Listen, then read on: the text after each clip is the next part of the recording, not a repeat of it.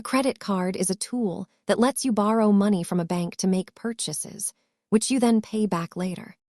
At its core, every swipe creates a short-term loan between you and the card issuer. If you pay your full balance by the due date, most cards charge you 0 interest on your purchases. These 4 terms define how your card functions.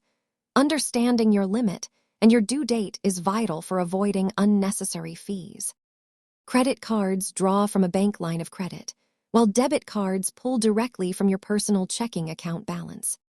Paying only a portion of your bill triggers interest charges that compound quickly, often making the original purchase much more expensive. This simple habit helps you build a strong credit score while avoiding the common trap of high-interest debt. Mastering your credit card is a key step in financial health.